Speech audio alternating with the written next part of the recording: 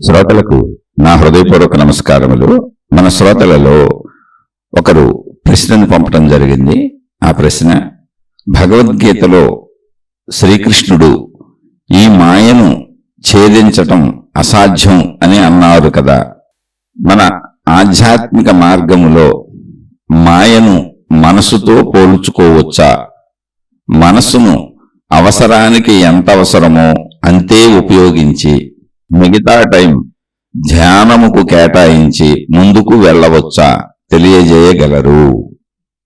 ఇదండి వీరి ప్రశ్న. మాయను ఛేదించటం కష్టమైనటువంటి విషయం కదా, మాయను అంత తొందరగా ఛేదించలేము కదా. ఈ మాయను మనసు అనుకోవచ్చా? మనసని మాయను అనుకోవచ్చా? అనుకొని శరీరానికి ఎంత అవసరమో అంత మనసును ఉపయోగించుకొని మిగిలినటువంటి మనసుతో, అంటే ఇంక మనసును ఉపయోగించకుండా ధ్యానము సాధనలు చేసుకోవచ్చా? ఇదండి వీరి ప్రశ్న. ఇక్కడ మాయ, మిథ్య అంటే బ్రహ్మసత్యం, జగత్ మిథ్య అంటారు. ఇదంతా మాయా అంటారు. మాయా అన్న, మిథ్య అన్న, భ్రమ అన్న లేనిది కాదు, పొరబడుతున్నాము అని. అజ్ఞానం అన్నంతే, అది అక్కడ ఉంది, దాన్ని పొరపాటుగా అర్థం చేసుకుంటున్నాము అని మనం గ్రహించవలసిన సారాంశం అది. ఇక్కడ దాన్ని మనసు అనుకుందామా, శరీరం అనుకుందామా, లేకపోతే ప్రాణశక్తి అనుకుందామా అంటే ఏమనుకుంటున్నాం అనే దాని మీద ఈ మాయా, మిథ్య, భ్రమ ఇటువంటి పదాలు ఆధారపడి ఉంటాయి. ఇప్పుడు నేను శరీరము అనుకుంటున్నాను అనుకోండి, అందులో తప్పేం లేదు, ఎందుకంటే శరీరం ఉన్నమాట నిజమే, ఆ శరీరం ఖచ్చితంగా నాకు ఉంది, మనతో పాటు ఇతర శరీరాలు ఉన్నాయి, సృష్టి అంతా ఉంది, అది సత్యమే. దాన్ని మాయ అనుకోవలసిన అవసరం అసలు లేదు. మరి మాయ అనే పదం ఎందుకు పుట్టిందండి? లేదా భ్రమ, లేదా మిథ్య ఇటువంటి పదాలు ఎందుకు పుట్టినాయి? లేదా అజ్ఞానము ఎందుకు పుట్టినాయి? ఇవన్నీ శరీరము నేను అనుకుని జీవిస్తున్న వాళ్ళకే చెప్పబడినాయి.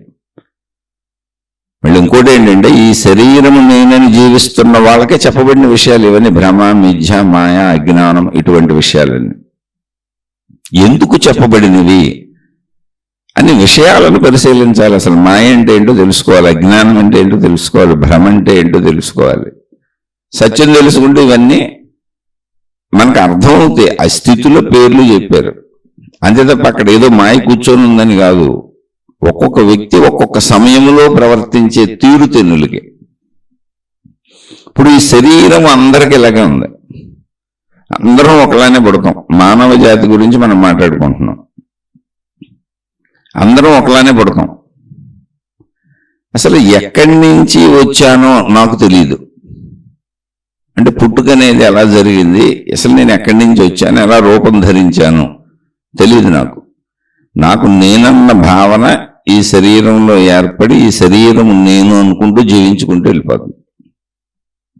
పోనీ ఓకే, మనుషులందరూ అలాగే జీవిస్తున్నారు, నేనన్న భావన ఉంది, అందులో తప్పేం లేదు, అది కూడా ఓకే. అయితే జీవించేటప్పుడు నా సుఖం కోసం, నా ఆనందం కోసం నేను ఇంకొకరిని బాధ పెడుతున్నా. జాగ్రత్తగా అర్థం చేసుకోండి. కుటుంబంలో భార్యాభర్తలైనా సరే, తల్లి, తండ్రి, బిడ్డ, కొడుకు, ఏ రిలేషన్ అయినా సరే, ఇంకో మనిషితో ఎటువంటి దగ్గర సంబంధమైన, ఎటువంటి దూరపు సంబంధమైన మనిషితో వ్యవహరించేటప్పుడు నాలాంటి మనిషే ఎదుటి వ్యక్తి కూడా అని నువ్వు వ్యవహరించవచ్చు. ఎందుకని నీకు ఆ జ్ఞానం ఉంది. ప్రతి మనిషికి ఆ జ్ఞానం ఉంది. జ్ఞానం ఏముంది అందులో? ఆ మనుషులందరూ మనలాంటి వాళ్ళేగా. మనకి ఎలా నొప్పి, బాధ, కష్టం, సుఖం, అవసరం, ఆకలి, పంచేంద్రియ కోరికలు, జీవించాలన్న తపన, మన అవసరాలకు అన్ని ఏర్పాట్లు చేసుకోవటం, ఇవన్నీ మనకు ఎలా ఉన్నాయో మనుషులందరికీ అలాగే ఉంటాయి. మొత్తం మానవ జాతికి అలాగే ఉంటుంది. అలా ఉంటుందనే విషయం మనుషులందరికీ తెలుసు. మనుషులందరికీ నాకే భావాలు కలుగుతాయో మిగిలిన వాళ్ళందరికీ అవే భావాలు కలుగుతాయి. నాకే అవసరాలు ఉన్నాయో మిగిలిన వాళ్ళందరికీ అవే అవసరాలు ఉన్నాయి. అప్పుడు మనిషి జ్ఞానం ఉన్న మనిషి అంటే ఈ విషయం తెలిసిన మనిషి. జ్ఞానం ఉన్న మనిషి అంటే ఏదో పెద్ద అద్భుతమైన మహాత్ముడు అయిపోక్కర్లా. మామూలుగా ఈ విషయం తెలిసిన మనిషి అంటే నా భావాలే అందరికీ ఉంటాయి, నాకున్న అవసరాలే అందరికీ ఉంటాయి, నాలాగానే అందరూ జీవించాలనుకుంటారు అని అర్థమవుతున్న వ్యక్తి. ఇందులో అర్థం అవడానికి పెద్ద గొప్ప విషయం కూడా ఏం లేదు, మనుషులందరికీ అర్థమవుతుంది. వ్యక్తి ఎందుకు ఏదో ఒక పేరుతో పక్క మనిషి మీద ఆరోపణలు చేస్తున్నాడు, లేదా దాడులు చేస్తున్నాడు, లేదా మోసాలు చేస్తున్నాడు, లేదా పెత్తనం చేస్తున్నాడు, అది చిన్నదా పెద్దదని అడగొద్దు అసలు. అంటే ఎప్పుడైతే ఇంట్లో కుటుంబ సభ్యులైన ఇప్పుడు కుటుంబ యజమాని అన్నారు భర్త స్థానం. ఇప్పుడు ఆయన అందరి మీద పెత్తనాలు చేసి మీరు నాకు నచ్చినట్టే ఉండండి, నేను చెప్పినట్టే ఉండండి అన్నాడు అనుకోండి, అది తప్పు, అది భ్రమ, అది మాయ, అది మిథ్య. నువ్వు చెప్పినట్టు ఉండవేంటి? నువ్వు ఉంటావు అసలు? నీ ప్రాణం ఎంతసేపు ఉంటుంది? ఎప్పటి వరకు ఉంటుంది? నువ్వు ఎప్పటి వరకు ఈ కుటుంబాన్ని రక్షిస్తావు? అసలు నువ్వు చెప్పినట్టు ఉండవేంటి? నీకెవరు చెబుతున్నారు? అంటే ఇవన్నీ ప్రశ్నలు ఎవరికి వాళ్ళు వేసుకోవాలి. మళ్ళీ ఇది పట్టుకొని వెళ్ళి పిల్లలు తల్లిదండ్రులను అడగటం, లేదా భార్య భర్తను అడగటం, లేదా భర్త భార్యను అడగటం, ఒకళ్ళు ఇంకోళ్ళని అడగటానికి కాదు చెప్పేది. అంతరంగంలో మన మానసిక స్థితిని సరి చేసుకోవడానికి. ఎందుకంటే మాయ అంటే ఏంటి అంటే నేను ఈ కుటుంబం మొత్తానికి యజమానిని, దీన్ని ఇప్పుడు ఉద్ధరించేది నేనే అనుకుంటున్నాడు. అది మాయ, అది మిథ్య, అది భ్రమ. ఇప్పుడు నా పిల్లలను ఉద్ధరించేది నేనే, నా కుటుంబాన్ని ఉద్ధరించేది నేనే, వృద్ధాప్యంలో ఉన్న నా తల్లిదండ్రులను ఉద్ధరించేది నేనే, నా మీద ఆధారపడిన అందరినీ ఉద్ధరించేది నేనే. దీన్ని కర్తృత్వ భావన అని కూడా చెప్పారు ఆధ్యాత్మికతలో. అంటే కర్తను నేను అన్న భావన. కర్తను నేను అన్న భావన అంటే కర్తను నేను అనేటువంటి భావనా సంబంధ విషసర్పము, కర్తృత్వ భావన అనే విషసర్పము కరిచిన వాడిని ఈ ప్రపంచంలో ఎవరూ రక్షించలేరు అనేటువంటిది త్రిపుర రహస్యం అనే గ్రంథంలో ఆ మాట చెప్పబడుతుంది. ఎందుకని? నిన్నెవరు పోషిస్తున్నారు అసలు? అంటే ఇక్కడ విషయపరంగా కుటుంబ జీవితం మనం ఏర్పాటు చేసుకున్నాం, అన్ని ధర్మంగానే ఉండాలి. మళ్ళీ జీవితం ఇది పట్టుకుని ఇంకొక మనిషిని అడగటానికి కాదు, సత్యతను నేను తెలుసుకోవటానికి, నేను గమనించటానికి. నా హృదయం ఎలా ఉంది, నాలో ఉన్న చెడు ఏంటి, నాలో ఉన్న పెత్తన కాంక్ష ఏంటి, నాలో ఉన్న అహంకార కాంక్ష ఏంటి, నాలో ఉన్న కోరికల కాంక్ష ఏంటి. ఇచ్చి పుచ్చుకునేటప్పుడు సమముగా వ్యవహరించేవారు ధర్మాత్ములు. అది ఏదైనా కావచ్చు, డబ్బు కావచ్చు, ప్రేమ కావచ్చు, అభిమానం కావచ్చు, ఏదైనా కుటుంబంలోనైనా బయటైనా ఇచ్చి పుచ్చుకునేదాన్ని సమముగా, లేదా ఇచ్చేటప్పుడు కొంచెం అధికముగా. ఎంత పుచ్చుకున్నానో సమముగా కొన్ని తేల్చలేకపోయాను అనుకోండి, కొంచెం ఎక్కువ ఇచ్చేయటమే. అదేదైనా. ఎందుకని? మనుషులతోనే మనుషులకు అవసరాలు ఉంటాయి. ప్రేమ, బంధం, బాంధవ్యం, అన్ని రకాల డబ్బులు అన్ని మనుషుల నుంచి మనుషులకే. మానవ జాతి ఒకరి మీద ఒకరు ఆధారపడి ఉండేటట్లుగా ఉంది. ఇప్పుడు ఈ సత్యాన్ని గ్రహించి ప్రేమ బాంధవ్యాలతో మన కుటుంబ సభ్యులు కావచ్చు, బయట వాళ్ళు కావచ్చు, సజ్జనులుగా జీవించినప్పుడు అది సత్యము.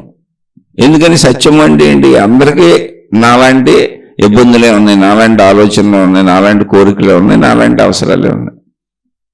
అందరూ నాలాగే ప్రయత్నించుకుంటున్నారు. అందరూ జీవించటం అంటే ప్రయత్నించుకోవటమే. కాబట్టి ఎవరైనా చూడకో, పోల్చుకోకు. వాళ్ళు అలా వీళ్ళు ఎలా అని పోల్చుకోవటమే భ్రమ, మిథ్య, మాయ. అది మాయ అంటే మనసు మాయ కాదు, సత్యతను వదిలి జీవించటం మాయ. ఎవరు ఏ ఏ స్థానాలలో ఉన్నారో వాళ్ళు ఆయా స్థానాలలో ఉన్నారు. అవి ఇప్పుడు మనం వాటిని విశ్లేషించలేం. ఏమండి సమాజంలో ఎక్కువ తక్కువలు ఏంటండి? డబ్బు పరంగా కానీ, మిగిలిన విషయాల్లో కానీ, ఆరోగ్యపరంగా కానీ, అనారోగ్యపరంగా కానీ అనేక రకాల వ్యత్యాసాలు ఉన్నాయి కదండి అని అడగొచ్చు. ఇవన్నీ ఇప్పుడు విశ్లేషణకు అందే కాదు. ఒక వ్యక్తి బద్ధకస్తుడు అనుకోండి, తక్కువ సంపాదించుకుంటాడు. చురుకైన వాడు అనుకోండి, ఎక్కువ సంపాదించుకుంటాడు. ఎక్కువ కష్టపడితే ఎక్కువ సంపాదించుకుంటాడు. ఏదో వాళ్ళ తాత ముత్తాతల నుంచి వాళ్ళకే అలా వాళ్ళ వంశం అంతా సంపాదించుకుంటూ కొంచెం దాసి వెనక వాళ్ళకి మిగిల్చిస్తున్నారు అనుకోండి, ఎక్కువ ఉంటాయి. వాళ్ళు సౌకర్యవంతంగా జీవిస్తారు. మన వెనక వాళ్ళందరూ మనలాంటి వాళ్ళు అవి బద్ధకంగా ఉండి అన్ని తినేస్తూ తాగేస్తూ బతికేశారు అనుకోండి, మనకు తక్కువ ఉంటాయి. ఇలా ఒక విశ్లేషణ సరిపోదు అక్కడ. అందుకని అసలు పోలికలు లేవు. ఈ అనంత సృష్టి ఎప్పటి నుంచో సాగుతుంది, పోల్చుకోవడం కుదరదు. ఇక్కడ ఎవరు ఏ మాయ చేయట్లా. మనుషులకు ఉండేటువంటి అవసరాల కోసం చేసే వృత్తి వ్యాపార ఉద్యోగాలలో మనిషిలో ఉండేటువంటి తెలివిని బట్టి, మానసిక శారీరక శక్తులను బట్టి, వారి ప్రయత్నాలను బట్టి వాటి ఫలితాలను అందరూ సమాన ప్రయత్నాలు చేయలేరు. తెలివిపరంగా కానీ, శరీరపరంగా కానీ, మేధాపరంగా కానీ అందరూ సమాన ప్రయత్నాలు చేయలేరు. ఒకవేళ ఏ ఒకరిద్దరు సమాన ప్రయత్నాలు చేసినా మళ్ళీ ఫలితాలు ఎదుట మనుషుల నుంచి రావాలి, సమాజం నుంచి రావాలి. ఇదే మహిమ కాదు, మాయ కాదు, ఇక్కడ ఏమీ లేదు. ఎదుట ఫలితాలు వచ్చేటప్పుడు ఎదుటన్నది కూడా మనుషులే కాబట్టి వాళ్ళ అవసరతను బట్టి మనకు ఫలితాలను ఇస్తారు. అంటే మనం చేసిన పని బాగా అవసరం అనుకోండి, వాళ్ళకి ఎక్కువ ఫలితం వస్తుంది. అంత అవసరం లేదనుకోండి, తక్కువ ఫలితం వస్తుంది. కాబట్టి నా ఒక్కడ చేతిలోనే ఉన్న విషయం కాదు ఇది. 850 కోట్ల మంది ప్రజలు ఈ భూమి మీద బతుకుతున్నారు. ఎవరు ఏ దేశాలలో ఎక్కడెక్కడ బతుకుతున్నా అందరి యొక్క తీరుతెన్నులు ఇంకోళ్ళ మీద ఇన్ఫ్లుయెన్స్ అవుతానే ఉంటాయి ఏదో ఒక రూపంలో. అవి మనకు తెలియచ్చు, తెలియకపోవచ్చు అంతే. అందుకని అసలు పోల్చుకోవటం అనేది లేదు. ఇప్పుడు రూపురేఖలు ఒకలా ఉండవు, ఇది సృష్టి సత్యం. ఇంకా దాని గురించి నా రూపు ఎలా ఉంది, వాళ్ళ రూపు అలా ఉంది, ఈ పోల్చుకునే వాళ్ళని మాయ, మిథ్య, భ్రమ అంటారు. అక్కడ పోల్చుకోకూడదు. అయ్యి మాయలు, మిథ్యలు, భ్రమలు, అజ్ఞానాలంటే నీ తల్లిదండ్రులకు నువ్వు ఇలా పుట్టేసావంతే. అవి రూపురేఖలు కావచ్చు, నీ తల్లిదండ్రుల్లో నువ్వు పుట్టిన ప్రదేశంలో ఆర్థిక స్థితిగతులు కావచ్చు, నువ్వు పుట్టిన ప్రదేశంలో ఉన్న మతాలు కావచ్చు, దేవుళ్ళు కావచ్చు, అక్కడ ఉన్న గందరగోళాలు కావచ్చు, లేదా అక్కడ ఉన్న సుఖ సంతోషాలు కావచ్చు. కొన్ని బాగా విపరీతమైనటువంటి సంపదతో కూడి ఉన్నటువంటి దేశాలు ఉన్నాయి, అక్కడ పుట్టిన వాళ్ళకి సౌకర్యాలు ఎక్కువ ఉన్నాయి. కొన్ని బాగా పేద దేశాలు ఉన్నాయి, అక్కడ పుట్టిన వాళ్ళకి సౌకర్యాలు తక్కువ ఉన్నాయి. ఇవన్నీ ఎవరు చెబుతారు? 850 కోట్ల మంది ప్రజలు, సుమారుగా 200కు పైగా దేశాలు. వీటిని ఎలా విశ్లేషించుకుంటావు? ఆ విశ్లేషణకు అర్థం పర్థం ఉండదు. అది విశ్లేషించే ప్రయత్నం చేయడమే మాయ, మిథ్య, భ్రమ, అజ్ఞానము. ఉన్నది ఉన్నట్టుగా సృష్టిని అంగీకరించు. నిన్ను కూడా నువ్వు ఉన్నది ఉన్నట్టుగా అంగీకరించు. నీలో ఇప్పుడు నా శరీరం ఇలా ఉంది, వాళ్ళు నాకంటే అందంగా ఉన్నారు అనుకున్నావు అనుకో, అది నీ భ్రమ, నీ మిథ్య. శరీరాలన్నీ కాలిపోతాయి, మొత్తం శరీరాలన్నీ కాలిపోతాయి. ఇంకోటి ఏంటంటే అందము అనేది భావన. మనం ఎవరు అందంలో లేరు అనుకుంటున్నామో వాళ్ళు కూడా వివాహాలు చేసుకొని మనలాగానే ఎంతో సంతృప్తిగా బతుకుతున్నారు. ఒకళ్ళకి అందంగా అనిపించిన వాళ్ళు ఇంకొకళ్ళకి అందంగా కనిపించరు అసలు. అనేక దేశాలు ఉన్నాయి, పూర్తి నల్లగా ఉంటారు మనుషులు, జుట్టు కూడా తిరిగిపోయి ఉంటుంది రింగులు రింగులుగా. వాళ్ళలో స్త్రీ పురుషులు అందాలు చూసుకుంటున్నారు, పెళ్లి చేసుకుంటున్నారు, పిల్లల్ని కంటున్నారు, వాళ్ళ పిల్లల్ని వాళ్ళు ఎంతో హాయిగా పెంచుకుంటున్నారు. వాళ్ళకి సేమ్ మనం అనుకున్నట్టే అనురాగాలు, అభిమానాలు అన్నీ ఉన్నాయి. అందుకని ఇటువంటివన్నీ కూడా భావనాత్మకతలో నువ్వు తయారు చేసుకున్న నీ సొంత సృష్టి, అది ఒరిజినల్గా సృష్టిలో లేదు.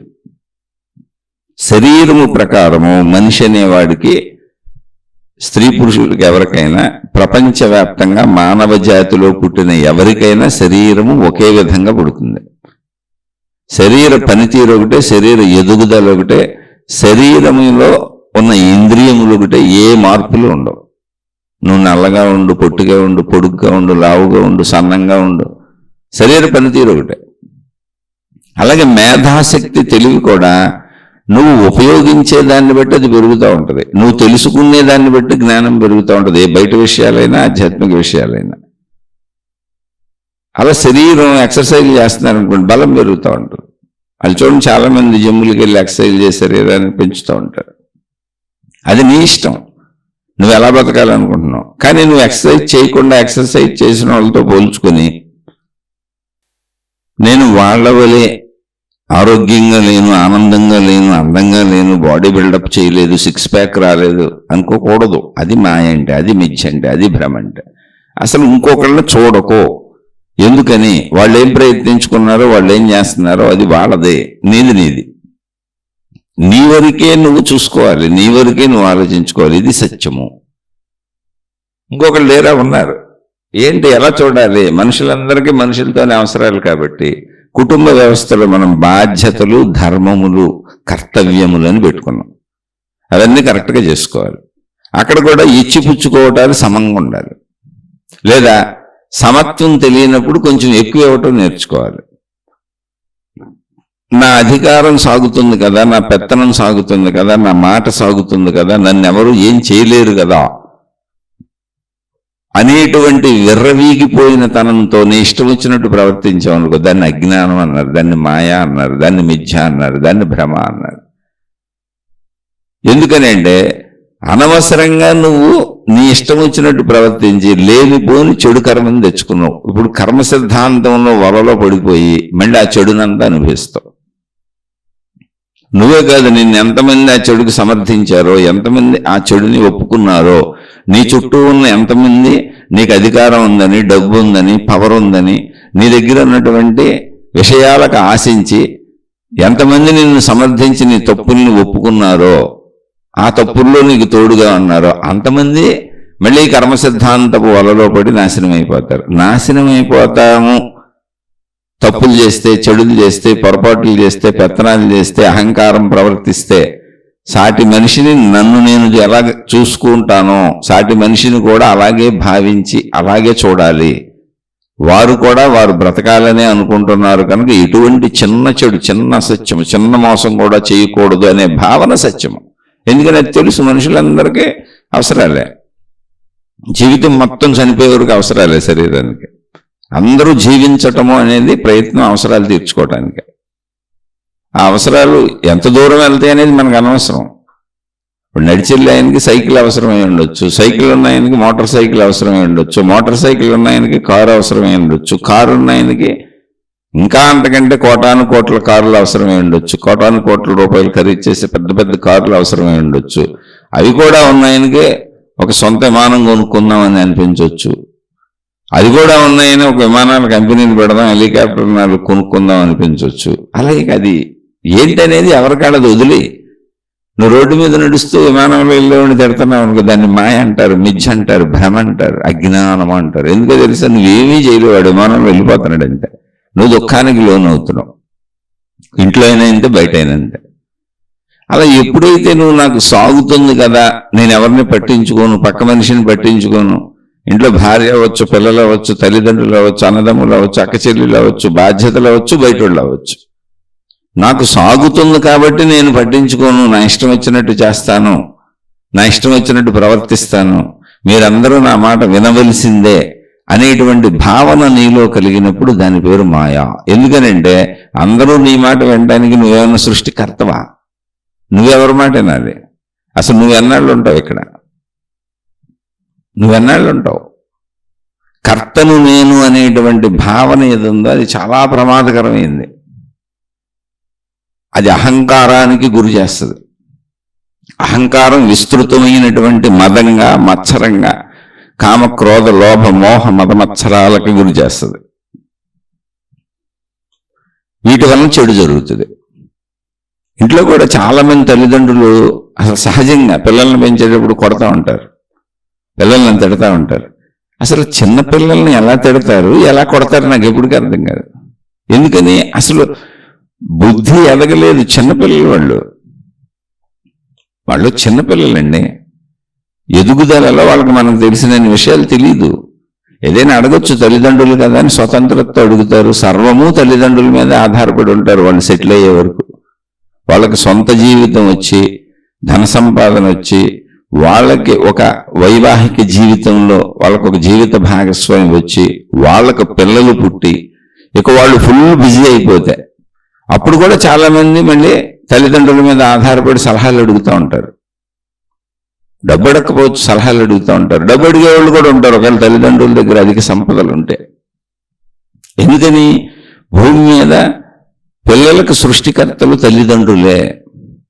అటువంటిది పిల్లల్ని పెంచేటప్పుడు వాళ్ళని తిట్టడం, వాళ్ళని కొట్టడం ఎక్కడైనా తప్పులు ఉంటే సరైన దారిలో పెట్టడం తప్పు కాదు, కానీ అసలు కొట్టడం తిట్టడం సరైన దారి కాదు. ఇప్పుడు నువ్వేదో ఈ కుటుంబాన్ని అంతా ఉద్ధరించేస్తానని అనుకుంటున్నావు, అసలు ఒక గంట తర్వాత నువ్వు ఉంటావా? ఒక పూట తర్వాత నువ్వు ఉంటావా? వీళ్ళందరినీ ఉద్ధరించే వరకు మరణించకుండా ఉంటావా? అసలు నీ ప్లానింగ్ సిస్టమ్ అంతా నడుస్తుందా? నీ ప్లానింగ్ ప్రకారం వెళ్తే వాళ్ళ భవిష్యత్తు అంతా బంగారుమయం అయిపోద్దా? ఆలోచించండి. వీటికి ఆన్సర్లు ఉన్నాయి ఎవరి దగ్గర? లేవు. మంచిగా ఉండండి అని చెప్పగలను అంతే. మంచిగా ఉండటం అంటే ఏంటి? మీరు బాధపడకండి, ఎవరిని బాధ పెట్టకండి, కానీ మొత్తం నేనే కర్తను, నేను ఇప్పుడు ఏదైనా చేసేయగలను, ఈ కుటుంబానికి నేనే, విధిరాత నా చేతిలోనే ఉంది, నేనే బ్రహ్మను. ఈ అహంకారం కర్తను అన్న భావం ఎలాంటిదంటే నేనే బ్రహ్మను. బ్రహ్మనంటే అహం బ్రహ్మస్మి అన్న బ్రహ్మము కాదు, మనుషులను సృష్టించే బ్రహ్మన్నాడే విధిరాత రాస్తాడంటారే ఆ బ్రహ్మగారి గురించి చెబుతున్నా. నేనే బ్రహ్మను అనుకోని నా కుటుంబం మొత్తానికి నేను బ్రహ్మను అయిపోతాను. నువ్వు ఎలా చేయి, నువ్వు ఎలా చేయి, భార్యకి పిల్లలకి అందరికీ చెప్పేస్తుంటారు. లేదా కొంతమంది ఇంట్లో ఆడవాళ్ళు చెబుతూ ఉంటారు భర్తకి పిల్లలకి, నువ్వు అలా చేయి, నువ్వు ఎలా చేయని నోరేసుకు పడిపోతుంటారు. అలా నోరేసుకు పడిపోతారు, చేతులు వేసుకు పడిపోతారు, కొడతారు, తిడతారు, అరుస్తారు. ఇలా భర్తలో ఉన్నారు, భార్యలో ఉన్నారు, పిల్లలు కూడా ఉన్నారు, తల్లిదండ్రుల మీద ఎగిసిపడే పిల్లలు కూడా ఉన్నారు. కొంచెం పెరగాలి. ఏదైనా నిజమైనటువంటి జ్ఞానం ఉన్నటువంటి వాళ్ళు పిల్లల్ని పెంచేటప్పుడు, అంటే వాళ్ళు పిల్లలు అన్నదే అసలు ముందు గుర్తుపెట్టుకోవాల్సిన విషయం. పిల్లలు అంటే వాళ్ళకి ఇంకా జ్ఞానం రాలేదు, ఎదుగుదలలో ఉన్నారు. మనమే ఎదిగించాలి ఇప్పుడు. ఎందుకంటే మనమే కన్నాం కనుక అవే మనం పెట్టుకున్న కర్తవ్యములు, బాధ్యతలు, మనం ఏర్పాటు చేసుకున్న కుటుంబ వ్యవస్థ. అలా మనం నేర్పేటప్పుడు అదే జరిగిపోద్ది సృష్టిలో, అదే విధిరాత అని అనుకోబాకండి. అసలు సృష్టిలో ఎప్పుడో ఏం జరుగుద్ది ఎవరికి తెలియదు. ఈ నిమిషం భూకంపం వచ్చి మన ఊరు మొత్తం కొలాప్స్ అయిపోవచ్చు, ఎక్కడో సునామీ వచ్చి కొన్ని ప్రాంతాలు ఎగిరిపోవచ్చు, ఏ విమానం కూలిపోయి అందులో అందరూ చచ్చిపోవచ్చు.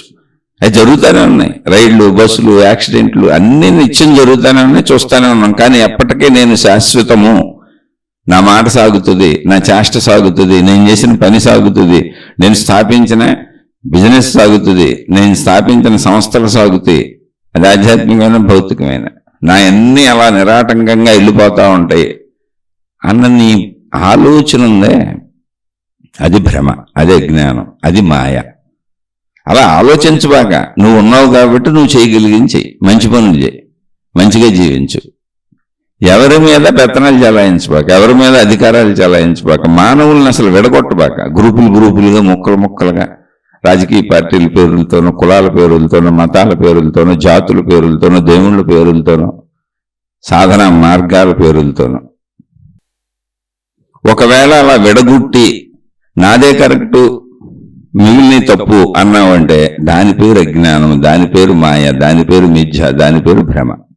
అంటే నువ్వు ఒక త్రిశంకు స్వర్గం సృష్టిస్తున్నావు అంతే. ఉన్న సృష్టిని చూడు, అసలు నువ్వు ఎంతసేపు ఉంటావో తెలియదు. సృష్టిలో ఎవరికీ ఏ ఆధారత లేదు, ఎవరికీ నమ్మకం లేదు. నమ్మకం అంటే ఏంటి? ఎప్పుడు ఏం జరుగుద్దో మనకు తెలియదు, అది ఇక్కడ చెప్పే విషయం. మన ప్రాణం ఎంతసేపు ఉంటుందో, ఎన్నాళ్ళు ఉంటుందో మనకేం తెలుసు. అలాగే భౌగోళిక పరిస్థితుల్లో వచ్చేటువంటి వైపరీత్యాలు కూడా మనకు తెలియదు. భూకంపాలు ఎప్పుడు వస్తాయో, పిడుగులు ఎక్కడ పడతాయో, ఎవరి మీద పడతాయో, సునామీలు ఎప్పుడు వస్తాయో, ఏం జరుగుతుందో మనకేం తెలుసు. వాతావరణ పరిస్థితులు ఎప్పుడు ఎలా మారిపోతాయో మనకు తెలియదు. ఆ తెలియదు అన్న విషయం తెలుసుకున్నవాడు ప్రశాంతంగా ఉంటాడు, ఇతరులను ఇబ్బంది పెట్టడు. వీలైతే తెలియదు అనే విషయం బాగా తెలుసు కనుక ఇతరులకు సహకరించేలా ఉంటాడు, ఇంట్లో అయినా సరే, బయట అయినా సరే. ఇప్పుడు పిల్లల్ని తీర్చిదిద్దేద్దాం అనుకున్నాం, ఓకే బాగా చదవమంటాం, అంతకంటే ఇంకేం చెప్పగలం? బాగా చదువు. చదువుకున్న పిల్లలందరికీ ఇదే చెబుతారు. లేదు వృత్తి వ్యాపార ఉద్యోగాలు అనుకో, మంచి ఉద్యోగం ఎత్తుక్కు, బాగా సంపాదించు. బాగా చదువు, బాగా సంపాదించు, ఎప్పుడు ఇంతే. బాగా దాచుకో. ఈ బాగా ఎన్నాళ్ళు అసలు నువ్వు ఉంటావా, నేనుంటానా, ఎవరుంటారు? అంటే అలా అని సంపాదించొద్దు అంటారా అండి? లేదు, అసలు ఆ మాట చెప్పనే చెప్పట్లేదు. ఈ బాగా అనేది ఫిక్స్డ్ అయిపోయి నేను చేసిందే కరెక్టు, నా మాటే కరెక్టు, నేను చెప్పేదే కరెక్టు, ఇదంతా కరెక్ట్గా సాగిపోద్ది అని నువ్వు అనుకుంటున్నావే, అది నీ భ్రమ. ఇప్పుడు చాలామంది అనేక వ్యాపారాలు పెట్టారు, వృత్తులు, ఉద్యోగాలు, వ్యాపారాలు చేస్తున్నారు. అన్నీ జరుగుతున్నాయి, అన్నీ పెట్టుకున్నారు. అందరూ మేము అనుకున్నట్టు జరుగుద్దనే పెడతారు కదా, పెట్టుకున్నారు, జరుగుతున్నాయి కూడా. వృత్తి వ్యాపార ఉద్యోగాలు లేకుండా ప్రపంచం సాగదుగా. సాగుతుంటే కరోనా అని ఒకటి వచ్చింది, మొత్తం ప్రపంచాన్ని ఇంట్లో కూర్చోబెట్టేసింది. ఊహించారు ఎవరన్నా? కోట్ల మంది చనిపోయారు ప్రపంచవ్యాప్తంగా. అది ఇంకా ముందుకు అలాగే కొనసాగి ఉంటే ప్రపంచమే తుడుచుకుపోయేది, అసలు మానవ జాతి ఉండేది కాదు. ఎలాంటి పరిణామాలు ఎప్పుడైనా జరగచ్చు. జరగచ్చు అనేది భయపడమని కాదు చెప్పేది. నేను కర్తను అనుకోకు, కర్త సృష్టి, అందులోకి వచ్చావు నువ్వంతే. దాని విధానంలో సాగుతుంది. అందులో మనతో పాటు అనేక లక్షల కోట్ల జీవజాతులు ఉన్నాయి, మనం ఒక్కళ్ళమే కాదు. వీటన్నింటి కలయికతో నడిచే సృష్టిది. మానవ జాతిగా మనం మన వరకు కొన్ని జీవించుకుందాం. నేనని తెలుస్తుంది, ఆకలి తెలుస్తుంది, కోరికలు తెలుస్తున్నాయి, శరీరం తెలుస్తుంది, శరీర పనితీరు తెలుస్తుంది. వాటికి అవసరంగా ప్రయత్నించుకుందాం. నా ప్రయత్నాన్ని నేను చేసుకుంటా, మీ ప్రయత్నాన్ని మీరు చేసుకోండి. కానీ ఎవరికి రాబోయే నిమిషం తెలియదు, భవిష్యత్తు తెలియదు. ఇవన్నీ ప్రణాళికలు వేసుకుని ఎంత మంచిగా బతికినా, ఎంత చెడ్డగా బతికినా, ఎంత బాగా చదువుకున్నా, ఎంత బాగా సంపాదించినా, రాబోయే నిమిషం నీకు మంచి చేస్తుందా చెడు చేస్తుందా తెలీదు. నిన్ను ఉంచుతుందా అసలు తీసేస్తుందా? రాబోయే నిమిషం మరణమా లేదా జీవితం కొనసాగటమా ఎవరికి తెలియదు. తెలీదు అన్న విషయం ఎవరికి తెలుసో వాళ్ళు కర్తను అనే భావాన్ని పెట్టుకోరు. ఎందుకంటే మరు నిమిషమే లేని నేను భార్యని, పిల్లల్ని, వీళ్ళందరినీ గట్టెక్కిచ్చేస్తాను. ఎలా గట్టెక్కిచ్చేస్తాను? ఇప్పుడు నాకు 57 సంవత్సరాలు. నా కుమార్తె ఉంది, నా కుమారుడు ఉన్నాడు, నా భార్య ఉంది. ఇంకెవరు సెటిల్ అవ్వలేదు అసలు. నా పిల్లలు ఏం సెటిల్ అవ్వలేదు. నా కుమార్తె చదువు అయిందంటే ఇప్పుడు ఉద్యోగం ఏదైనా ఎత్తుక్కొని ఉద్యోగం చేసుకోవాలి. ఎంఎస్ చేసింది. మా అబ్బాయి చదువుకుంటున్నాడు, క్యాలికట్లో NITలో 3rd ఇయర్ చేస్తున్నాడు. నేను ధన సంపాదన మొత్తం వదిలేశాను. ఒకప్పుడు అద్భుతంగా కోటాను కోట్ల రూపాయలతో వ్యాపారాలు చేసిన వ్యక్తిని నేను. ఇప్పుడు మొత్తం జీరో, వదిలేసాను. 5 సంవత్సరాలు అయింది. ఇలా జరుగుద్దని ఊహించి చేసింది కాదు, పరిస్థితులు అలా జరిగేలా చేసినాయి అంతే. అలానే నిర్ణయాలన్నీ నేనే తీసుకున్నాను, పరిస్థితులు అంతే. అయితే ఇప్పుడు దానికి దుఃఖపడిపోతున్నానా? అసలు దుఃఖపడట్లేదు. ఎందుకని? ఏది ఎలా జరుగుతుందో ఇది ఇలాగే జరగాలని నిర్ణయం అసలు నాకు లేదు. నాకు మొదటి నుంచి ఆధ్యాత్మికత అంటే అది, జ్ఞానం అంటే అది, సత్య దృష్టి. సత్యం అంటే ఏదైనా జరగచ్చు, ఏముంది అందులో. ఒకవేళ కాదు ఇది ఇలాగే జరగాలని నేను అనుకున్నాను అనుకోండి, ఇప్పుడు కరోనాలో చనిపోయిన కోటాను కోట్ల మందిలో నేను కూడా ఉండుంటే అప్పుడు నా కుటుంబాన్ని ఎవరు చూసేవాళ్ళు? వీళ్ళందరినీ నిర్ధారించి ఏదో చేసేయాలని ప్రణాళికలన్నీ నా ఉంటాయిగా. మరి నేను ఎగిరిపోతే ఆ ప్రణాళికలు ఏమైపోతాయి? ప్రణాళికలు వేసుకోవద్దంటలా, అవి సహజంగా నేను ఉంటేనే నేనే కర్తను, నేను చేసేయగలనని గాఢతలోకి వెళ్ళినప్పుడు దుఃఖం కలుగుద్ది, గాఢతలోకి వెళ్ళినప్పుడు సుఖం కలుగుద్ది. జ్ఞానికి సుఖదుఖములు సమానము అని చెబుతారు. అంటే ఏంటి? సుఖదుఖములు ఉండవా అని కాదు. జ్ఞానికి అంటే జ్ఞానము తెలిసిన వారికి. ఏంటి జ్ఞానం? నేను కర్తను కాదు, సృష్టికర్త. సృష్టిలో జరగవలసినవి జరుగుతున్న ఒక మనిషికి ఏంటి? చెట్లకి కోటాను కోట్ల చెట్లు ఉన్నాయి. జంతువులు, ఒక్కొక్క జంతువులో అంటే ఒక దోమ, చేమ, ఏగాల తీసుకుంటే ఒక్కొక్క జాతిలో కోటాను కోట్లు ఉన్నాయి. అలాంటి జాతులు అసలు అనంతంగా ఉన్నాయి, మిలియన్లు ఉన్నాయని చెబుతుంది సైన్స్. ఒకప్పుడు 84 లక్షల జీవరాశులు ఉన్నాయి అని గ్రంథాల్లో ఉంది. అంటే అప్పటికే కనుక్కోబడినవి అవే ఉండొచ్చు. కానీ ఇప్పుడు సైన్స్ 84 లక్షల రకాలు కాదు, మిలియన్లు, ట్రిలియన్ల రకాల జీవులు ఉన్నాయని చెబుతుంది. బ్యాక్టీరియా ఇంకా 3 రకాలు ఉన్నాయని ఇంకా కనుక్కుంటున్నారు. ఇప్పుడు వీటన్నింటికి సృష్టిలో ఏర్పాటు ఉంది. నువ్వు నేను ఒక్కడనే నేను అనుకుంటే అట్ట ఎలాడితే దాన్ని పెట్టుకొని. అందుకని జీవితంలో ఒకప్పుడు విపరీతమైన కోట్లతో వ్యాపారం చేసిన నేను, నా చుట్టూ మనుషులు 3 మంది ఉండేవాళ్ళు. అసలు నాకు అవ్వని పనే లేదు, ఏ పనైనా అయిపోద్ది. అలాంటి నేను ఇప్పుడు జీవితకాల మౌనమని ఒక్కడనే ఉండి ప్రతి చిన్న పని నా ఇంటిది నేనే చేసుకోవాలి. ఇదివరకు ఇట్లా డబ్బు కూడా లేదు. అప్పుడు వ్యాపారం చేసినప్పుడు సంపాదించుకొని ఉంచుకున్న కొద్దిపాటి డబ్బు ఉంది. అది మా జీవితాలకి మొత్తంగా జీవించడానికి సరిపడదు. ఆ విషయం నాకు తెలుసు. కానీ భయం లేదు, బెంగ లేదు. ఎందుకనంటే సరిపడదు అంటే అసలు నేను ఎప్పటి వరకు జీవిస్తాను? 1000 సంవత్సరాలా? 1 కోటి సంవత్సరాలా? కాలంలో ఏం జరుగుద్దో నేను మళ్ళీ ఏదన్నా చేసుకోవచ్చు, వ్యాపారం పెట్టుకోవచ్చు, లేదా ఎవరి దగ్గర నేను ఉద్యోగం చేసుకోవచ్చు. డబ్బు సంపాదించడానికి చాలా మార్గాలు ఉన్నాయి ప్రపంచంలో. లేదా నాకు తెలిసిన మార్గంలోనే మళ్ళీ నేను ఏదన్నా స్టార్ట్ చేసుకోవచ్చు.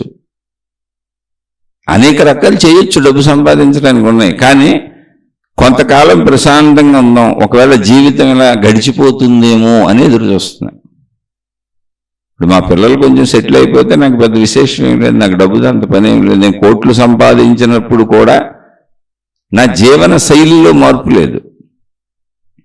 ఇప్పుడు ఎలా ఉన్నానో అప్పుడు అలాగే ఉన్నాను. కాకపోతే డబ్బులు ఎక్కువ సంపాదిస్తున్నప్పుడు నా చుట్టూ 100 కుటుంబాలు సుఖపడినాయి అంతే. అందరికీ నేను చేయగలిగిన మేలు చేసేవాడిని. మా ఇంట్లో వాళ్ళు కూడా కొంచెం లగ్జరియస్గా సుఖంగా బతికారు. ఇప్పుడు కొంచెం చూసి చూసి జాగ్రత్తగా ఖర్చు పెట్టుకోవాలి, ఎందుకంటే సంపాదన లేదు. ఇప్పటికి 5 ఏళ్ళు దాటిపోయింది.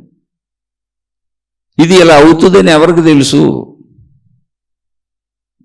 ఇప్పుడు ఈ విషయం ఇలాగే ఉంటే మా అమ్మాయితోనే చదువుకున్న మా అమ్మాయి స్నేహితులు ఉన్నారు, కొంతమంది పెళ్ళిళ్ళు చేసేసుకున్నారు.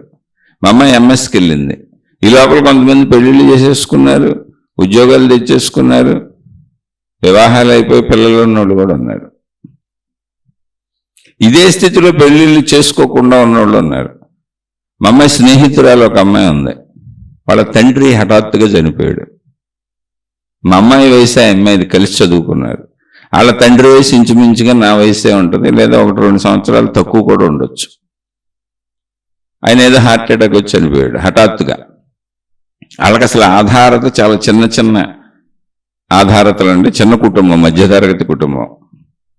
ఇప్పుడు మొత్తం పాపం ఆ అమ్మాయే చేసుకోవాల్సి వస్తుంది. అంటే పాపము అంటే ఏంటి ఇక్కడ? ఇప్పుడు అమ్మాయి వస్తుంది, మా అమ్మాయితో తిరుగుతుంది, తెలుసు ఆ వివరాలు నాకు, అందుకని చెప్పగలుగుతుంది. పాపం అంటే ఏంటి? ఆయన చనిపోవటం ఆపగలమా మనం? ఎలా ఆపగలం? చాలామంది హార్ట్ అటాక్లు వచ్చి చనిపోకుండా బతికిన వాళ్ళు నాకు 3 మంది తెలుసు మా వాళ్ళలోనే. ఆయన చనిపోయాడు పాపం. హఠాత్తుగా వాళ్ళ ఆర్థిక పరిస్థితులు తలకిందులు అయిపోయినాయి. ఇప్పుడు ఏమన్నా అయిందా? ఏమీ అవ్వలేదు.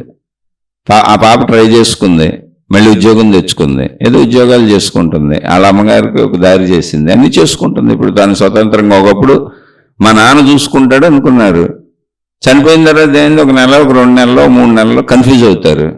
తర్వాత అక్కడి నుంచి పరిస్థితి ఏంటని ఎవరికాళ్ళు బతకటం మొదలు పెడతారు. ఇదే ప్రపంచం. అలా ఎప్పుడు చనిపోయిన వాళ్ళు ఒక్కళ్ళు కూడా లేరు. మీరు లేకపోతే మేము అలా బతుకుతామని. ఎందుకని ప్రపంచంలో మరణం అనేది ఎప్పుడూ ఉంటుంది.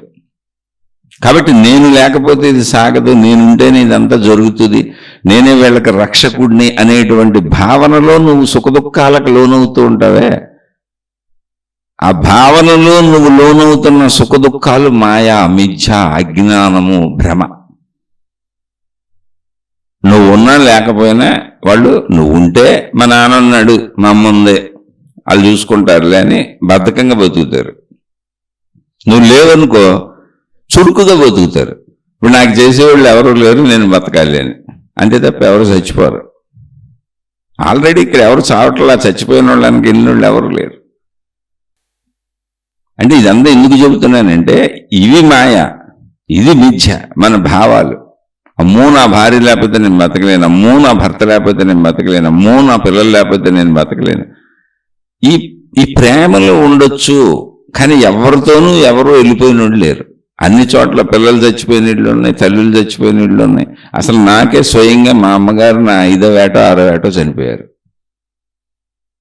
మేము బతిగా ఉన్నాం, నేను మా చెల్లి బతిగా ఉన్నాం, మాకు వివాహాలు అయిపోయినాయి, మాకు కూడా పిల్లలు పుట్టారు. ఎవరెవరితో వెళ్ళిపోయారు? మా నాన్నగారు 2వ వివాహం చేసుకున్నారు. ఏముంది అందులో పెద్ద విశేషం? కానీ అప్పటి వరకు ఆ భార్యని, అమ్మో నా భార్య లేకపోతే నేను ఉండలేనని అనుకుని ఉంటారుగా. ఖచ్చితంగా అందరు భార్యాభర్తలు ఎలా ప్రేమించుకున్నారు అలాగే ప్రేమించుకొని ఉంటారు. ఇప్పుడు భార్య చనిపోగానే అయ్యో నా పిల్లల పరిస్థితి ఎలా అనుకొని ఉంటారు, బాధపడి ఉంటారు, దుఃఖపడి ఉంటారు. ఎన్నాళ్ళు, 1 నెల, 2 నెలలు, 3 నెలలు, మళ్ళీ ఇంకో వివాహం చేసుకున్నారు. ఇదే జీవితం. మళ్ళీ మాకు ఇంకో చెల్లి వచ్చింది ఆ కొత్త వివాహంలో. మళ్ళీ అందరం కలిసి పెరిగాం. ఎవరు ఎక్కడ ఆగారు? కానీ ఆగక ముందు వరకు ఏమి జరగదు, జరగకూడదు అనుకునే మనిషి అనుకుంటా ఉంటాడు. అలాగే జీవిస్తూ ఉంటాడు. ఇక్కడ విషయం ఏంటంటే జీవించొద్దని కాదు, నీ వాళ్ళని నువ్వు చేసుకోవద్దని కాదు, కర్తృత్వ భావన వదిలేయి. ఇక్కడ జ్ఞానికి సుఖదుఖములు సమానం అంటే జ్ఞానికి సుఖం ఉండదు, దుఃఖం ఉండదని కాదు. జ్ఞానికి సుఖభావన కలిగిన, దుఃఖభావన కలిగిన ఆ విషయానికి నాకు అనిపించిన భావనే తప్ప ప్రపంచ నడక నా చేతిలో ఉండదు అని దాన్ని అంగీకరించి స్వీకరిస్తాడు. అది సుఖభావనైనా అది దుఃఖభావనైనా అంగీకారముగా తీసుకుంటాడు. అది జ్ఞానికి తెలుసు. ఎందుకు తెలియదు? జ్ఞానికి ములుగుచ్చుకుంటే తెలీదా? జ్ఞానికి ములుగుచ్చుకుంది, బాధ కలిగింది. అయ్యో ప్రపంచంలో ముళ్ళనే ఉంటాయి, గుచ్చుకుంది, ఏం చేయను అని ఆ ముళ్ళును తీసేసి ఆ నొప్పిని భరించి అది తగ్గే వరకు ఏదో చేసుకుంటాడు. దానికి తీవ్రమైనటువంటి ఏదో అయిపోడు. ఇప్పుడు ఈ కాలు తీసేయాల్సి వస్తుందా, ఏం జరుగుద్ది, ఏంటి, అలా తీవ్ర దుఃఖాలకు వెళ్ళి ముందు ఊహలు చేయడు. అప్పటి వరకు ఆ విషయాన్ని అంగీకరిస్తాడు అంతే. అలా జ్ఞాని మరణం ఎప్పుడైనా రావచ్చు, అంగీకరిస్తాడు. అలాగే కుటుంబ సభ్యులు, బంధుమిత్రులు, చుట్టూ ఉన్న మనుషులు, ఎప్పుడు ఎవరికి ఏదైనా జరగచ్చు, నాకు ఏదైనా జరగచ్చు, ఉన్నంతలో అందరం మంచిగా జీవిద్దాం. ఇవన్నీ ఏదైనా ఎప్పుడైనా జరగచ్చు అన్నప్పుడు అసలు చెడు చెయ్యం మనం. అక్కడ అది పాయింట్. నా మరణం ఎప్పుడైనా రావచ్చు, నా చుట్టూ ఉన్న వాళ్ళకి మరణాలు ఎప్పుడైనా రావచ్చు, లేదా అనారోగ్యాలు ఎప్పుడైనా రావచ్చు, లేదా అసక్తులు ఎప్పుడైనా అయిపోవచ్చు, లేదా పరిస్థితులు తలకిందులు అయిపోవచ్చు. ఏదైనా ఈ ప్రపంచంలో జరగచ్చు, మంచి జరగచ్చు, చెడు జరగచ్చు అనేటువంటి జరగబోయేది నా చేతిలో లేదు, నేను దాన్ని ఆపలేను. అంటే ఇక్కడే రమణ భగవానులు అంటే జీవన్ముక్తులైన జ్ఞానులు చెప్పిన ఒక మాటను ఇక్కడ మనం తీసుకుందాం. రమణ భగవానులు చెప్పిన ఒక మాట ఉంది. ఏంటంటే జరగవలసినది జరిగే తీరును, ఎవరు ఎంత అడ్డు పెట్టినను దానిని ఆపలేరు. జరగకూడనిది జరగనే జరగదు, ఎవరు ఎంత ప్రయత్నించినను జరుపులేరు. కర్మలు ఈశ్వరాధీనములు కనుక ఊరకుండుట ఉత్తమము. ఊరకుండుట అంటే ఏంటి? పని చేయొద్దని కాదు. ఆయన భోజనం చేశారు, తాగారు, తిరిగారు, పడుకున్నారు, లేచారు, అందరికీ నువ్వు తెలుసుకోమని చెప్పారు, ఆత్మజ్ఞాన విషయాలు చెప్పారు. సుమారు 80 ఏళ్ల పాటు ఒకే ప్రదేశంలో జీవించి నిరంతర ఆత్మజ్ఞాన బోధ చేస్తూ ఉన్న జీవన్ముక్తుడు అనేక శారీరక మానసిక బాధలకు లోనయ్యారు. కానీ ఆయన చెప్పిన పాయింట్లు చూడండి. జ్ఞానం అంటే అది ఏంటది? ఈ సృష్టిలో జరగవలసినది జరిగే తీరును, ఎవరు ఎంత ప్రయత్నించినను దాన్ని ఆపలేరు. అంటే ఒకసారి అర్థం చేసుకోండి. ఇప్పుడు సూర్యుడు వస్తాడు, వెళ్తాడు, సూర్యాస్తమయం, సూర్యోదయం, నిత్యం భూభ్రమణం ఇదంతా జరుగుతుంది. దాన్ని ఆపగలమా, మార్చగలమా? వాతావరణ పరిస్థితులు ఆపగలమా, మార్చగలమా? ఋతువులు ఆపగలమా, మార్చగలమా? ఏదైనా ఇక్కడ ఆపగలమా, మార్చగలమా? అంటే మనం సూర్యుడు ఎలాగో మన జీవితం కూడా అలాగే. మనం అనుకుంటున్నాం నేనన్న భావనతో, నా కుటుంబం అన్న భావనతో, ఈ మనుషులన్న భావనతో, యజమానిని పనివాళ్ళు అన్న భావనతో ఏదో ఒక భావనలు పెట్టుకొని అధికారాలు, హోదాలు, దర్పాలు, బంధాలు, బాంధవ్యాలకి పేర్లు పెట్టుకొని నేను ఏదో చెయ్యగలను అనుకుంటున్నాం. కర్తని అనుకుంటున్నాం. కర్త కాదు, కర్త సృష్టి.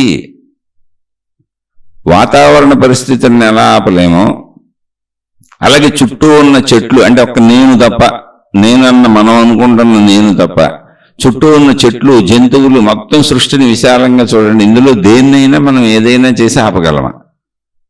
ఆపలేం. అది మొత్తంగా అర్థమైన విషయం. అది మన వరకు కాదు.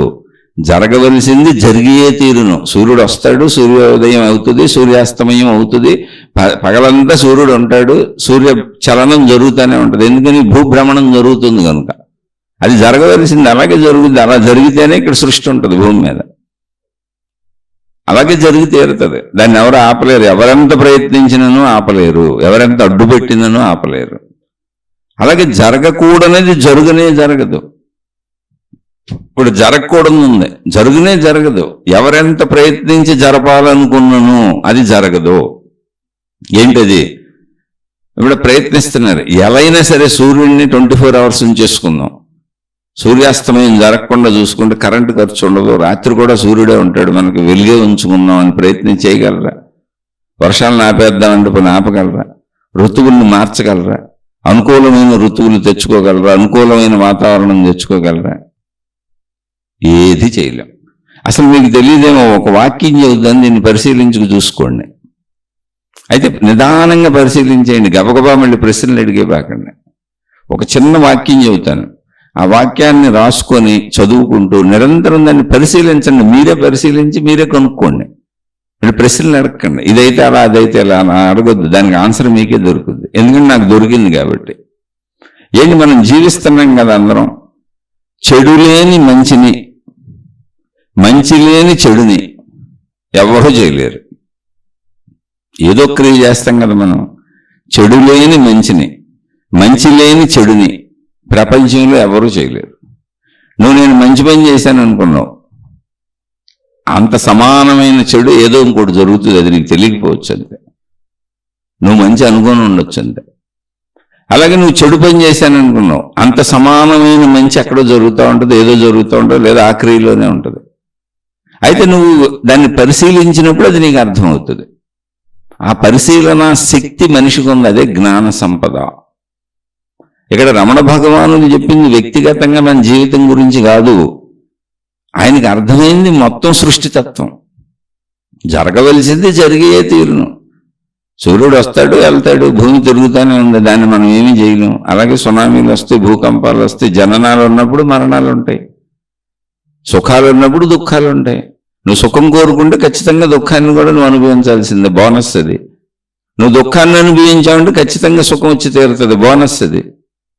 ఎందుకని ద్వంద్వత్వము లేకుండా ఇక్కడ కుదరదు. సృష్టి ద్వంద్వ సృష్టి. అందుకే చెప్పాను, మనం ఒకటి కదుపుతాం, అది ఇంకోటి కూడా అవుతుంది. నువ్వు మంచి లేని చెడుని చేయలేవు.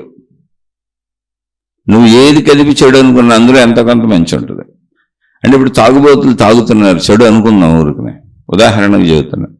తాగుబోతులు తాగుతున్నారు, చెడు కదా అది, తీవ్రమైన చెడు. కానీ గవర్నమెంట్కి వచ్చే హయ్యెస్ట్ ఇన్కమ్ తాగుడు మీద. ఆ ఇన్కంతోనే రోడ్లు వేస్తున్నారు, పేద ప్రజలకు అన్నీ చేస్తున్నారు. ఆ ఇన్కమ్ను ఖర్చు పెట్టి దేశ అభివృద్ధి పనులు చేస్తున్నారు, లేనోళ్ళకు ఉపయోగపడే పనులు చేస్తున్నారు. కానీ మరి తాగుడు ఇక్కడ, అందుకే గవర్నమెంటే తాగుళ్ళు అమ్ముద్ది. తాగటానికి అవసరమైన సరుకులు గవర్నమెంటే అమ్ముద్ది, మద్యపానం అంతా గవర్నమెంటే అమ్ముద్ది. కారణం ఏంటి అంటే తాగుడు చెడే, కానీ దాని మీద వచ్చే ఆదాయంతో ఎన్నో మంచి పనులు చేయడం కుదురుతుంది. అందుకని ఏ గవర్నమెంట్లో వచ్చినా మద్యపాన నిషేధం చేయట్లేదు. ఎందుకంటే అంతకంటే ఎక్కువ ఇన్కమ్ రాదు వేరే దేని మీదైనా. ఇది ఉదాహరణగా చెప్పాను. ఇంకో ఉదాహరణ చెబుతాను. ఓ చెడు, వ్యభిచారము చెడు. వ్యభిచారము వృత్తిగా ఇంచుమించు అన్ని దేశాల్లోనూ ఉంటుంది, అన్ని దేశాల్లోనూ. మగ వ్యభిచారులు కూడా ఉన్నారు ఇప్పుడు, లేటెస్ట్గా ఆడ వ్యభిచారులు ఉన్నారు. ఇప్పుడు వ్యభిచారము తప్పు కదా, చెడు కదా, మన దృష్టిలో ఎప్పుడు తప్పు చెడు అది. కానీ వ్యభిచారం అనేది జరుగుతూ ఉండటం వలన అది ఆమోదించినటువంటి విధానాలు కూడా ఉన్నాయి. ఆమోదించబడిన దేశాలు ఉన్నాయి, గవర్నమెంట్లు ఉన్నాయి. అనేక ప్రదేశాలలో వ్యభిచారం ఆథరైజ్డ్గా సాగుతూ ఉంటుంది. ఇంచుమించు అన్ని దేశాల్లో మనుషులు ఉన్న ప్రతి చోట వ్యభిచారం సాగుద్ది. అయితే వ్యభిచారం తప్పు కదా, కానీ ఇక్కడ జాగ్రత్తగా గమనిస్తే వ్యభిచారము అనేది ఫ్రీగా దొరుకుతూ ఉండదు. ఫ్రీగా అంటే డబ్బులు లేకుండా అని కాదు, స్వేచ్ఛగా వ్యభిచారం చేయడానికి అవకాశం అన్ని చోట్ల దొరుకుతూ ఉండటం వలన మంచి వాళ్ళ జోలికి ఎవరు రాకుండా మనందరం హాయిగా బతుకుతున్నాం. లేకపోతే బలం ఉన్న వాళ్ళందరూ స్త్రీలను ఎత్తుకుపోయేవాళ్ళు, లేదా పురుషుల్ని ఎత్తుకుపోయేవాళ్ళు, ఏదో ఒకటి చేసేవాళ్ళు. ఇప్పుడు అలా చేసినా కూడా ఇప్పుడు తప్పులు జరుగుతున్నాయి. ఎదురింటి ఆయనతో పక్కింటి ఆయనతో అక్రమ సంబంధాలు మగవాళ్ళు ఆడవాళ్ళు అందరూ పెట్టుకుంటున్నారు. కానీ వ్యభిచారం అనేది ఎవరికైనా కోరికలు కలిగినప్పుడు, తీవ్ర ఉద్వేగాలు కలిగినప్పుడు, ఆ వ్యభిచారం అనేది అందుబాటులో ఉంది కనుక వెళ్ళి వాళ్ళ కోరికను తీర్చుకొచ్చేస్తున్నారు. అయినా మానభంగాలు జరుగుతూనే ఉన్నాయి. అసలు వ్యభిచారం అనే దాన్ని తీసేస్తే మొత్తం మానభంగాల మయమైపోద్ది ప్రపంచం. ఎందుకంటే మనిషి ఆ ఉద్రేకతను ఆపుకోలేడు. ఇక్కడ చెడు లేని మంచి, మంచి లేని చెడు చేయటం కుదరదు. ద్వంద్వత్వము, కర్మకు ఫలితం ఉంటుంది. కాకపోతే నీ భావనలు, నీ ఎరుకలో సద్బుద్ధితో చేయి, సదుద్దేశంతో చేయి, మంచిగా చేయి, మంచి భావనతో చేయి, మంచి జరిగేలా చేయి. అది చెడు ఏమవుతుందో ఇక నీకు అనవసర విషయం. అందుకని నువ్వు ఏ భావంతో చేసావు అనే దానికి ఫలితం ఉంది. అక్కడ యద్భావం తద్భవతి. ఇలా అసలు మీకు కోటాను కోట్ల విషయాలు చెప్పచ్చు. చాలా విస్తృతంగా ఆలోచించాలి మీరు. జ్ఞానం అంటే అదే రమణ భగవానులు చెప్పింది కర్మ సిద్ధాంతం. జరగవలసింది జరిగే తీరును, నువ్వు దాన్ని ఏమీ ఆపలేవు. జరగకూడనది జరగదు, నువ్వు దాన్ని జరుపులేవు. కాబట్టి ఇక్కడ కుటుంబం అయినా, నాకు సొంతంగా అయినా, బయట వాళ్ళకైనా, మొత్తం సృష్టికైనా, మొత్తం మానవ జాతికైనా, లేదా నాకైనా, నా కుటుంబ సభ్యులకైనా ఏం జరుగుద్ది? జరగవలసిందే జరుగుతుంది. అంటే నేను ఇంక పని చేయక్కర్లేదండి, జరగవలసిందే జరుగుద్దా అంటే నువ్వు పని చేస్తేనే కదా అసలు జరిగేది. వితండ వాదన కాదు అది. అందుకని పని చేసేటప్పుడు ఏం చెప్పారంటే నిష్కామ కర్మయోగము. ఫలితాన్ని నిష్కామ కర్మయోగం అంటే ఏంటి? ఫలితం నాకు ఇంతే కావాలి, ఇలాగే కావాలి, ఇప్పుడే కావాలి అని నువ్వు నిర్ధారించబాక. కర్తగా నీ ప్రయత్నంతో నువ్వు పనిచేయి, సద్బుద్ధితో పనిచేయి, మంచిగా పనిచేయి, చక్కగా పనిచేయి. ఖచ్చితంగా పనిచేసావు కనుక ఫలితం వస్తుంది. కానీ ఫలితం ఎంత కావాలి, ఇప్పుడే కావాలి, ఇలాగే కావాలి అని ఫలితాన్ని నువ్వు రాయిబాక. అది నీ చేతిలో లేదు, సృష్టి చేతిలో ఉంది. సృష్టి చేతిలో ఏంటంటే ఏదో శక్తి నీకు ఇస్తుందని కాదు, నీ చుట్టూ ఉన్నటువంటి లక్షల కోట్ల మనుషుల మీద ఆధారపడి ఉంది అది నీకు ఫలితం తిరిగి రావటం అనేది. ఒక్కొక్క సందర్భంలో రైతులు పంటలు పండించినప్పుడు, ఓ సందర్భంలో నేను చూశాను, టమాటా పండించారు బాగా. అప్పుడు నేను హైదరాబాద్లో ఉన్నాను. నేను చెబుతున్నా 30 సంవత్సరాల వెనక. రైతులు లారీల్లో టమాటాలు తీసుకొచ్చి మార్కెట్లో అక్కడ రోడ్ల మీద ఒలకబోసేసి వెళ్ళిపోయారు. ఎందుకంటే కిరాయి ఛార్జీలు కూడా రావట్లేదు వాళ్ళకి. ఎందుకంటే విపరీతంగా టమాటా పండిపోయింది. ఎవరు కొనేవాళ్ళు లేరు. కిలో 10 పైసలు, 20 పైసలు, 10 రూపాయలు అంతే.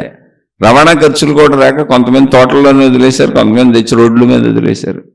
అంటే ఏంటి? అధికంగా పంటలు పండితే పండించిన వాడికి తినడానికి తిండి కూడా ఉండదు. మనం అధికంగా పండితే ఉంటుంది అనుకుంటాం. కాదు, అధికంగా అన్ని పంటలు పండితే ఏవైనా సరే అధికంగా పండితే దాని రేటు పడిపోతుంది. అప్పుడు పండించిన వాళ్ళు నష్టపోతారు. దానికి ఒక రేషియో ప్రకారం పండాలి. మనుషులకు ఎంత అవసరమో ఆ అవసరానికంటే కొంచెం తక్కువలో పండుతుంది అనుకోండి, అప్పుడు డిమాండ్ పెరుగుద్ది వస్తువుకి. రేట్ ఎక్కువ పెట్టి కొనుక్కుంటారు మనుషులు.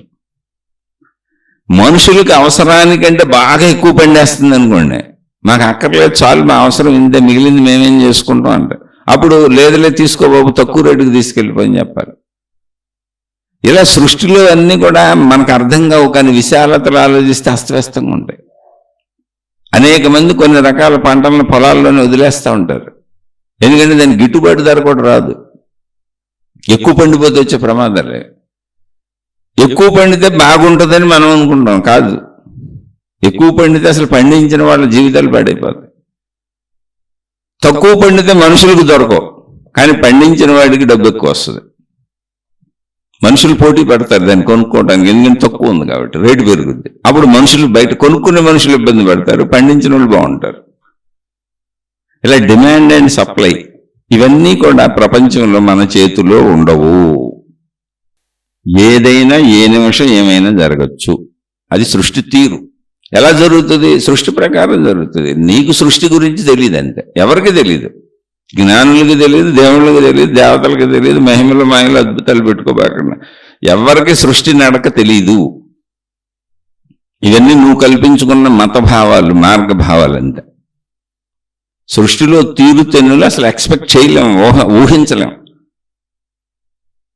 ఎండ ఎక్కువేస్తే సృష్టి మొత్తం ఒకలా ఉంటుంది, ఎండ తక్కువైతే సృష్టి మొత్తం ఒకలా ఉంటుంది, వర్షం ఎక్కువ పడితే సృష్టి మొత్తం ఒకలా ఉంటుంది, వర్షం పడకపోతే సృష్టి మొత్తం ఒకలా ఉంటుంది. కరువు కాటకాలు వచ్చేస్తాయి. వర్షం ఎక్కువైతే వరదలు వచ్చేసి కొట్టుకుపోయి మనుషులు చచ్చిపోతారు. అప్పుడు కూడా పొలాలు అవన్నీ మునిగిపోతాయి. అన్నీ తగు మాత్రంగా ఉండాలి. అది మన చేతిలో ఎక్కడుంది? అందుకని నువ్వు జీవించేటప్పుడు తగుమాత్రంగా ఉండు.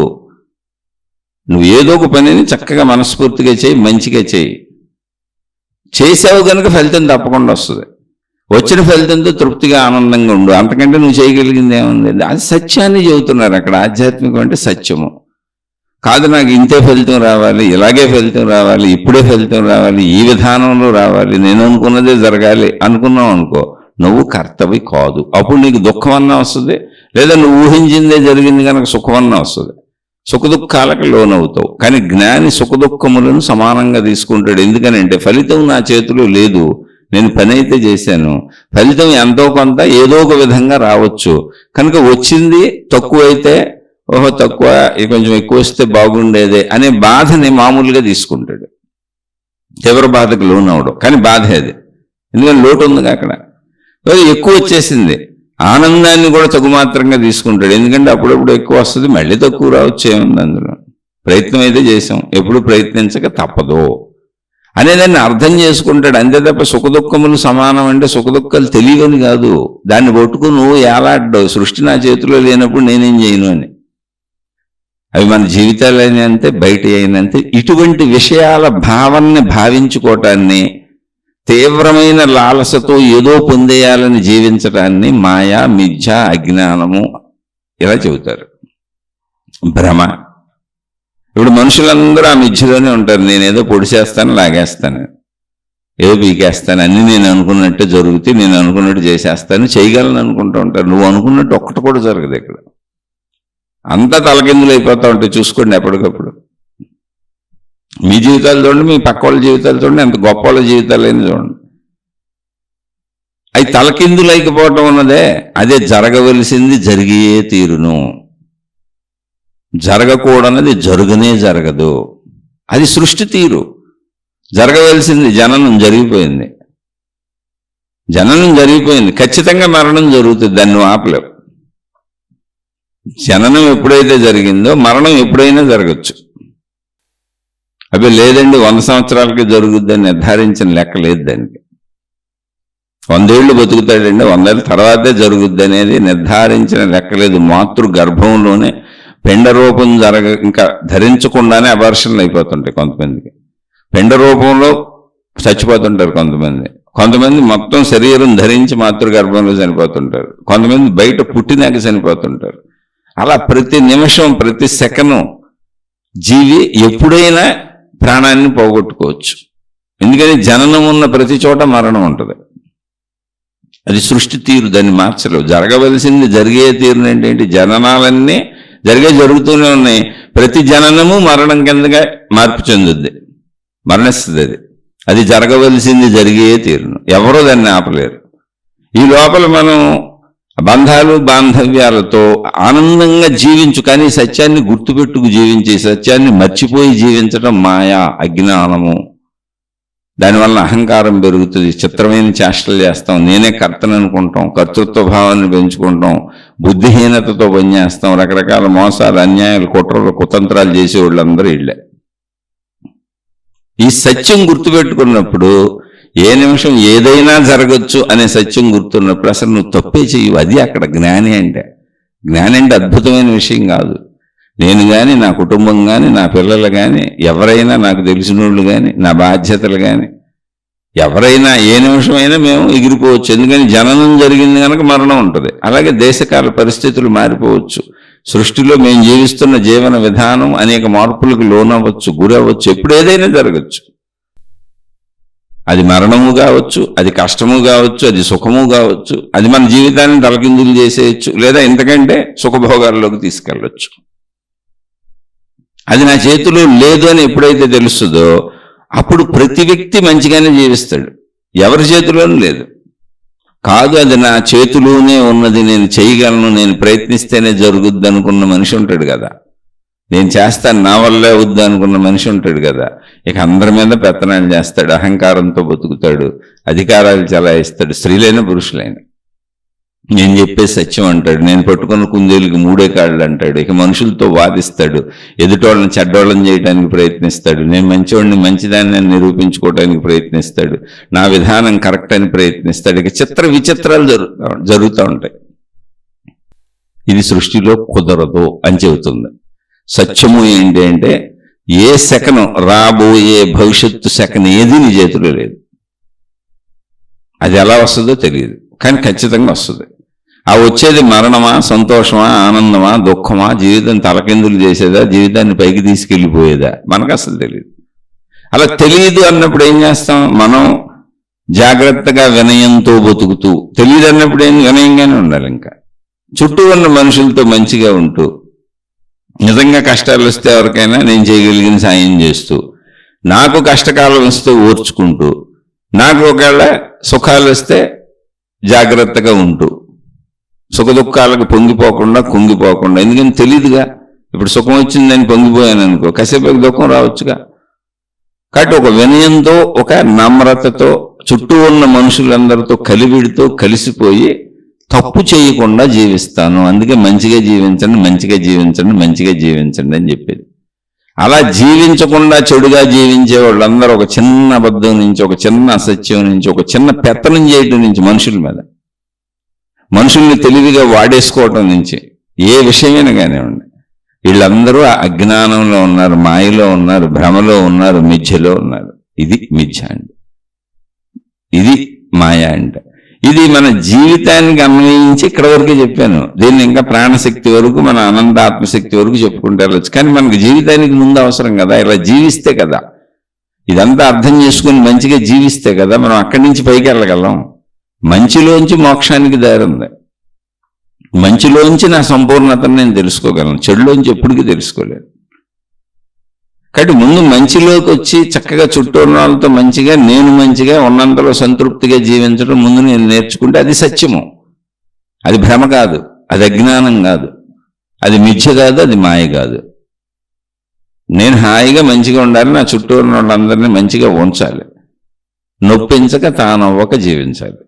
అవసరమైతే ఇతరులకు మేలు చేయాలి, సహాయం చేయాలి. ఎందుకని అందరూ ఇలాగే మనలాగే కష్ట సుఖాలకు లోనవుతున్నారు కనుక ఒకరికొకరు సాయంగా ఉండాలి, తోడుగా ఉండాలి, కష్ట సుఖాలు పంచుకోవాలి. అప్పుడు ఒక వినయంతో జీవిస్తాం, నమ్రతతో జీవిస్తాం, కలివిడిగా జీవిస్తాం. అదే మంచితనం అని.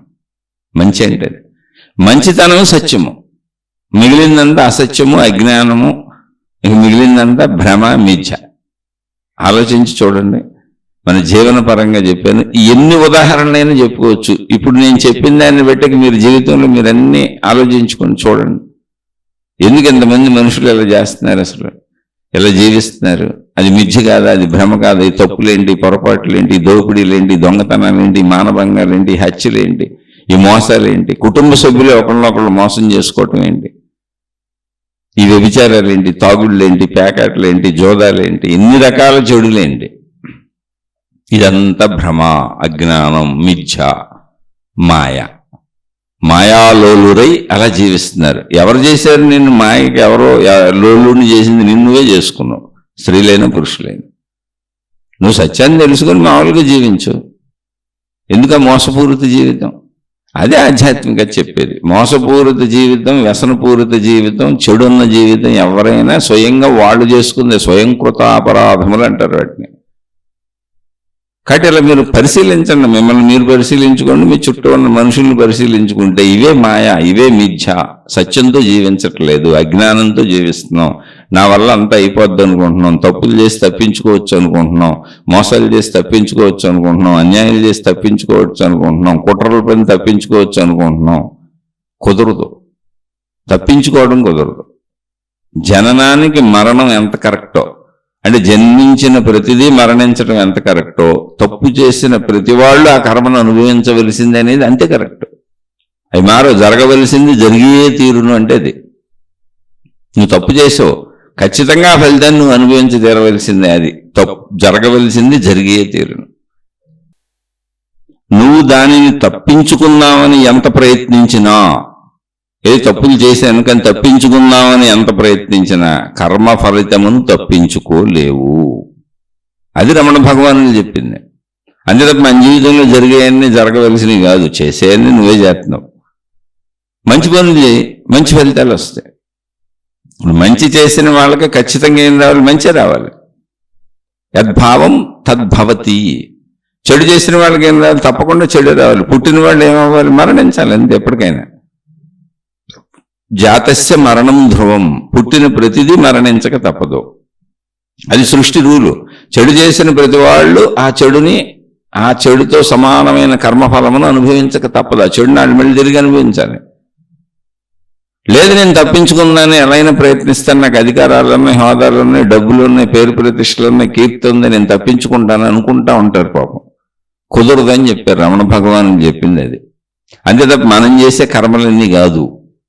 నువ్వే కర్మ చేయలేదనుకో ప్రశాంతంగా కూర్చుంటావు. అప్పుడు నీ కర్మలు తక్కువ చేసావు కాబట్టి నీకు వచ్చే సుఖభోగాలు కూడా తక్కువ ఉంటాయి. ఎందుకని ఫలితం ఉండదుగా. కర్మలు ఎక్కువ చేసిన వాడికి ఎక్కువ ఫలితాలు వస్తాయి.